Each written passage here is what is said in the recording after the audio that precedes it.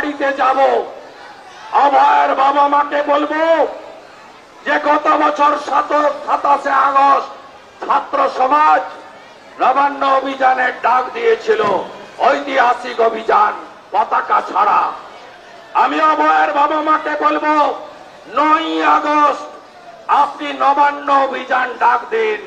আমি শুভেন্দু অধিকারী রাজনীতির স্বার্থ দূরে সরিয়ে রেখে আপনাদেরকে নিয়ে আর একবার মমতা ব্যানার্জিকে 26-এর নির্বাচন ফাইনাল বিসর্জনের আগে 9ই আগস্ট ক্রান্তির দিন, ভারত ছাড়ো আন্দোলনের দিন, ওই দিন মমতা ব্যানার্জিকে আমরা দেখিয়ে দিতে চাই আপনি এইভাবে আমাদের বাড়ির কন্যাদের নষ্ট করতে, ধ্বংস করতে, মেরে ফেলতে, সম্ভ্রম কেড়ে নিতে পারেন না, পারেন না, পারেন না।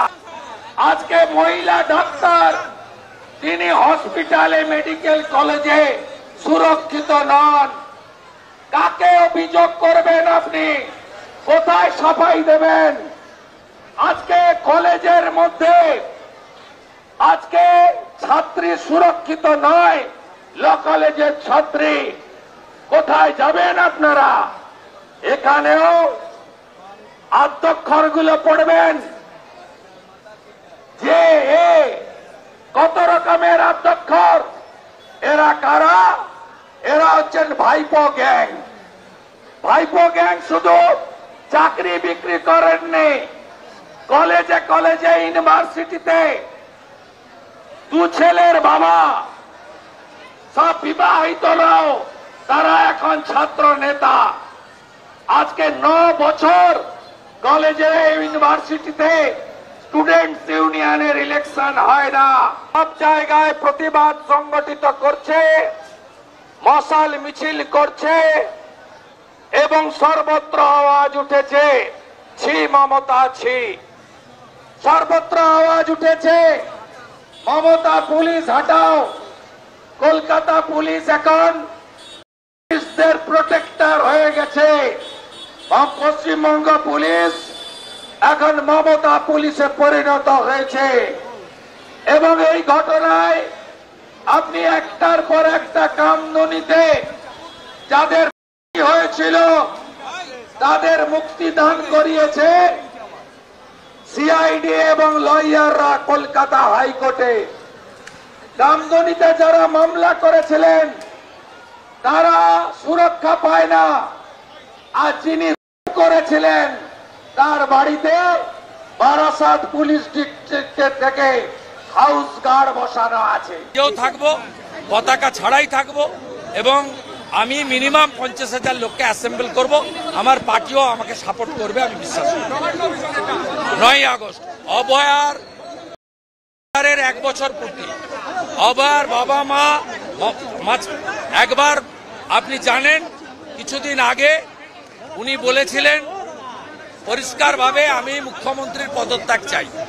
মুখ্যমন্ত্রীর পদত্যাগ চাইতে গেলে নবান্ন যেতে হবে। সেই দিনটা হচ্ছে অভয়ার 1 বছর পূর্তিতে। কলটা তার বাবা দিক, পলিটিক্যাল হবে, আমরা সবাই থাকবো, অর্গানাইজ করব। যেভাবে মদন মিত্র, কল্যাণ ব্যানার্জি, মহুয়া মোর্শেদের এদেরকে ময়দানে নামানো হয়েছে, মদন মিত্র, কল্যাণ এবং ইস্যু ডাইভার্ট করতে চাইছে। আপনারা ট্র্যাপে পা দেবেন না। আপনারা শুধু কন্যাদের কথা বলে যান, কন্যাদের কথা বলুন। আমি অনুরোধ করছি বাংলার সমস্ত চ্যানেলকে, কন্যাদের কথা বলুন। ডাক্তার বোন মেডিকেল কলেজে সুরক্ষিত নয়, ল কলেজে স্টুডেন্ট সুরক্ষিত নয়। মমতা ব্যানার্জি কখনো বলেন অন্তঃসত্ত্বা ছিল, প্রেমের গল্প, 10 লাখ তো দেওয়া যেতেই পারে। এই মমতার হাত থেকে বাংলার বেটিদের, কন্যাদের বাঁচান। আপনারা জানেন কসবার ঘটনা গোটা ভারতবর্ষে এবং বাংলার বাড়িতে বাড়িতে ক্রোধ, ক্ষোভ এবং নিন্দার ঝড় উঠেছে। শুধু কসবার ঘটনা নয়, মমতা ব্যানার্জির মুখ্যমন্ত্রীত্বে পার্ক স্ট্রিট থেকে আরজিকর হয়ে কসবা আমাদের কন্যা রত্নরা, কন্যা লক্ষ্মীরা, আমাদের বোনেরা, আমাদের বেটিরা এই সরকারের আমলে সুরক্ষিত নয়। এবং তৃণমূল কংগ্রেস এই পার্টি আগে সবাই বলতো চোরেদের পার্টি, সবাই বলতো এ তোষণবাজ পার্টি। আজকে গোটা বাংলা বলছে এই পার্টি পার্টি পার্টি। এই পার্টির নাম হলো তৃণমূল কংগ্রেস। আমরা প্রথম দিন থেকে আমরা প্রথম মাঠে নেমেছি।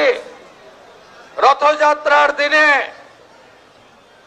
রাকেশ সিং, অনুপম ভট্টাচার্য, ডাক্তার ইন্দ্রনীল খানরা কসবা থানায় বিক্ষোভ করেছিলেন।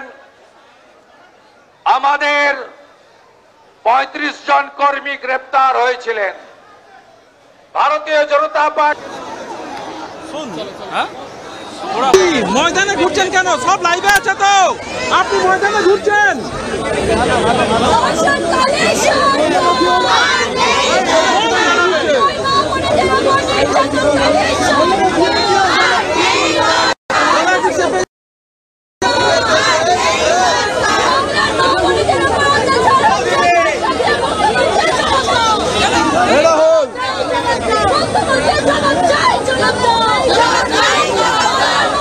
থাকবো, পতাকা ছাড়াই থাকবো এবং আমি মিনিমাম 50,000 লোককে অ্যাসেম্বল করব।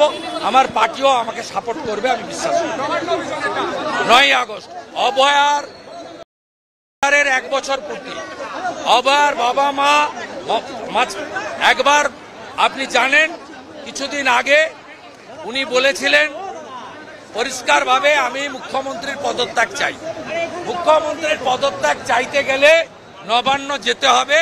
সেই দিনটা হচ্ছে অভয়ার 1 বছর পূর্তিতে। কলটা তার বাবা দিক, পলিটিক্যাল হবে, আমরা সবাই থাকবো, অর্গানাইজ করব। যেভাবে মদন মিত্র, কল্যাণ ব্যানার্জি, মহুয়া মোর্শেদের এদেরকে ময়দানে নামানো হয়েছে, মদন মিত্র, কল্যাণ এবং ইস্যু ডাইভার্ট করতে চাইছে। আপনারা ট্র্যাপে পা দেবেন না। আপনারা শুধু কন্যাদের কথা বলে যান, কন্যাদের কথা বলুন। আমি অনুরোধ করছি বাংলার সমস্ত চ্যানেলকে, কন্যাদের কথা বলুন। ডাক্তার বোন মেডিকেল কলেজে সুরক্ষিত নয়।